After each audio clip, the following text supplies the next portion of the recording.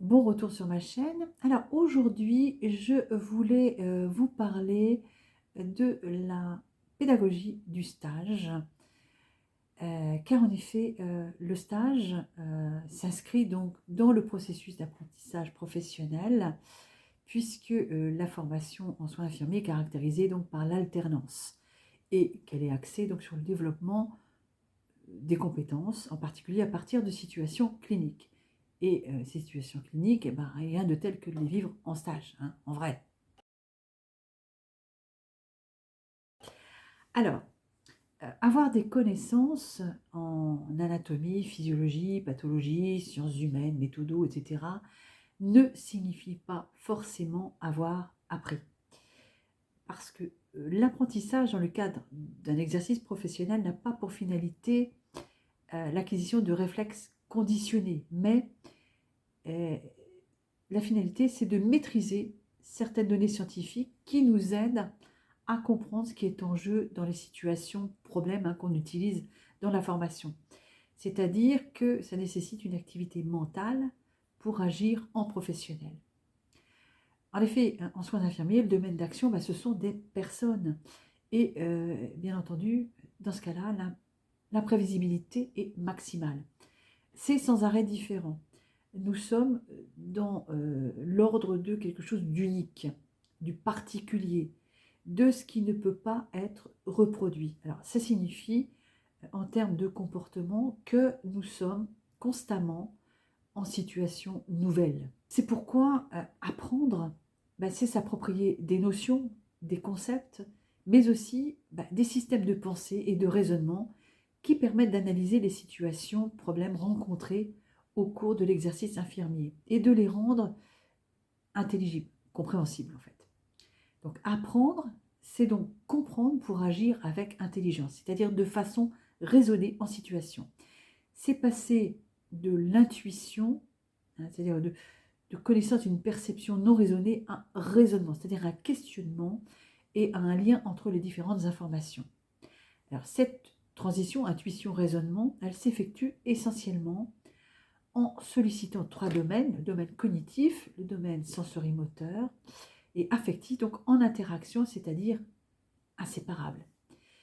En effet, ce mode d'approche suppose des connaissances, bien sûr, des capacités à maîtriser certaines notions et des opérations mentales, parce qu'on a besoin de cohérence, d'objectivité, de questionnement. Ça, c'est le domaine cognitif. Mais on a aussi besoin de capacités perceptives et d'expression verbale et non verbale et gestuelle. Ça, c'est le domaine sensorimoteur. Et puis, un intérêt porté à l'activité qui procure l'estime de soi, des autres, un plaisir de contribuer à quelque chose, le plaisir d'apprendre pour continuer à se développer, et qui témoigne de la responsabilité, quand on est étudiant, par rapport à sa formation. Ça, c'est le domaine affectif. Alors, en résumé, apprendre, c'est d'une part acquérir, intégrer des connaissances et disposer de modèles conceptuels afin d'élaborer un cadre de référence.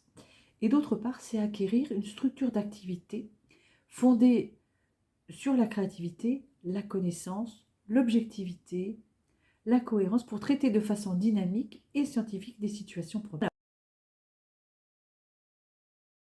On a besoin donc d'une approche analytique en soins infirmiers. Alors pourquoi et comment? Alors, le programme d'études en soins infirmiers précise que l'infirmier doit être apte à répondre aux besoins de santé d'un individu ou d'un groupe. Il doit être apte à dispenser des soins infirmiers, prenant en compte l'ensemble des problèmes posés par une atteinte fonctionnelle et une détresse physique ou psychologique qui frappe une personne et faire participer l'individu ou le groupe en prenant en considération leur dimension culturelle et leur personnalité. Alors, ces aptitudes supposent que l'étudiant, en fait, acquiert des connaissances multiples, diversifiées, comme en témoigne d'ailleurs le programme des études, avec des connaissances organisées en différentes unités d'enseignement qui appartiennent donc aux 4 champs d'enseignement, sciences humaines, sociales et droits, sciences biologiques et médicales et sciences infirmières. Ces aptitudes supposent aussi que l'étudiant développe un esprit de questionnement au niveau de toutes les pratiques, un esprit donc qui est à la base du raisonnement clinique. Alors parlons un petit peu de l'alternance. Le référentiel de formation est construit par alternance entre des temps de formation théorique réalisés donc à l'IFSI et des temps de formation clinique réalisés sur les lieux où sont réalisées les activités de soins, c'est-à-dire les stages. Alors, si par exemple on se réfère à Pernoud, Philippe Pernoud, l'alternance désigne le va-et-vient d'un futur professionnel entre deux lieux de formation, d'une part un institut de formation initiale, alors, pour les étudiants soins infirmiers, c'est l'IFSI, et d'autre part un ou plusieurs lieux de stage. Alors, l'alternance, elle est formatrice dans la mesure où la théorie et la pratique sont articulées et ne sont donc pas confinées dans des lieux distincts, mais qui seraient juxtaposés. Le développement des compétences dans un dispositif d'alternance, ça consiste à former au travail par le travail. Et comme le disait Freinet, un célèbre pédagogue, si on attendait l'école pour apprendre à marcher, nous serions tous des handicapés.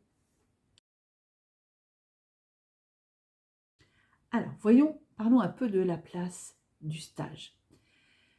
Le référentiel de formation en soins infirmiers met en place une alternance entre l'acquisition de connaissances et de savoir-faire reliés à des situations professionnelles, et la mobilisation des connaissances et savoir-faire dans une situation de soins, et en s'appuyant aussi sur la maîtrise des concepts et bien sûr la pratique régulière de l'analyse des situations professionnelles. Alors, en fait, le stage a la particularité d'être un terrain d'illustration, d'application, de mise à l'épreuve, mais c'est aussi un moment de socialisation professionnelle et d'appropriation des savoirs et des gestes du métier. C'est aussi une épreuve où se rencontrent et se marient des savoirs rationnels et l'expérience, et c'est une composante d'une démarche clinique et réflexive. Et enfin, c'est une ressource pour développer des compétences professionnelles. Alors, j'ai prononcé le fameux mot réflexif. Alors, une posture réflexive. De quoi s'agit-il? Le programme de formation en soins infirmiers de 2009 est axé sur le développement des compétences, ça je l'ai déjà dit, et former à la compétence, c'est permettre à l'étudiant d'acquérir de nouveaux modes de raisonnement et de le préparer à faire face. Et l'analyse des pratiques professionnelles représente une innovation majeure pour favoriser le développement de la compétence professionnelle par le biais de cette fameuse posture réflexive. Alors, l'approche réflexive dans le domaine de l'apprentissage, ce n'est pas une idée nouvelle. Elle était déjà présente dans l'Antiquité, chez Platon, et après chez Kant, et elle a été reprise par Piaget. Alors, il y a une idée commune qui émerge, c'est avoir une prise sur la manière dont on procède. Avec la professionnalisation, ce concept de réflexivité a été repris par différents auteurs. Alors, il en ressort les affirmations suivantes. Chacun construit les savoirs qui lui sont propres. Ensuite, dans l'action, l'individu a une capacité à se mettre à distance. La mise à distance est une nécessité.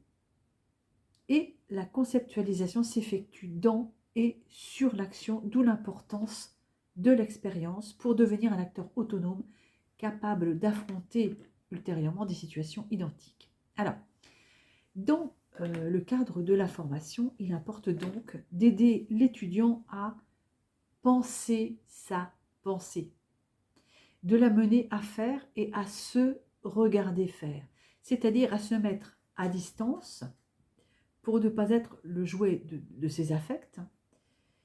Et pour ce faire, les formateurs peuvent recourir à différentes méthodes d'analyse de pratiques professionnelles. Ça peut être l'autoconfrontation, l'entretien d'explicitation, un groupe d'analyse de pratiques, des groupes Balint, etc. Alors, quels sont les objectifs de cette fameuse pratique réflexive? Eh bien, c'est de développer la capacité à écouter l'autre et à se confronter à des points de vue différents déjà. Ensuite, c'est s'entraîner à la rigueur de penser dans un laps de temps déterminé. C'est aussi développer la capacité à prendre du recul par rapport à des situations vécues qui sont parfois, même souvent, chargées émotionnellement. Et c'est s'inscrire aussi dans une démarche de compréhension multifactorielle pour donner plus d'intelligibilité au vécu. Alors, appréhender des situations analogues aussi, en mobilisant dans des situations similaires des principes qui vont être transposables. Alors, l'analyse des pratiques professionnelles, c'est une activité pédagogique qui privilégie l'attitude réflexive pour développer les compétences. Alors, c'est pas beaucoup de temps dans la formation pour ces les APP. C'est à peu près 2,5% du temps total de la formation. En conséquence, la réflexivité ne peut pas être réduite à des moments. Elle est surtout envisagée comme une posture permanente qui est indissociable de la formation, enfin d'une formation en tout cas de nature réflexive durant laquelle l'étudiant va problématiser grâce à la mise en distance et va conceptualiser et argumenter. On va utiliser donc beaucoup l'écriture dans l'analyse de la pensée. Et l'écriture, elle a pour finalité de se mettre en mouvement d'une pensée de ce que l'acteur fait, c'est-à-dire mettre en lien les choses qu'il n'avait pas pensé avant. Alors, c'est peut-être pas très clair ce que je dis. L'écriture, elle n'est pas acquise pour tout le monde. Certains étudiants ont peur et ont des difficultés à écrire et donc, ont donc besoin d'aide. Alors, se pose également la question des traces à laisser dans le cadre des processus pédagogiques d'analyse de pratique. Alors, c'est pour qui? Pour soi, pour l'autre? C'est pourquoi? Pour témoigner ou pour évaluer? Quand faire écrire? Pendant? Après? Quel modèle d'écrit? Est-ce que cela a un sens? Est-ce que c'est une démarche de production écrite, comme l'APF qui est à joindre à la feuille de stage? Une démarche de savoir partager qui favorise la prise de recul en formalisant la pensée. Alors, le récit oral d'une situation professionnelle vécue peut également être le support de l'analyse des pratiques. C'est ce qu'on fait d'ailleurs lorsqu'on fait l'analyse des pratiques professionnelles au retour de stage. J'en ai terminé avec cette vidéo pour l'instant. Il y a déjà eu pas mal de choses de dites. Et donc, il faut le temps de digérer tout ça. C'est un petit peu obscur des fois. Mais je reviendrai donc sur la formation en stage dans une prochaine vidéo. Alors, je vous dis à très bientôt.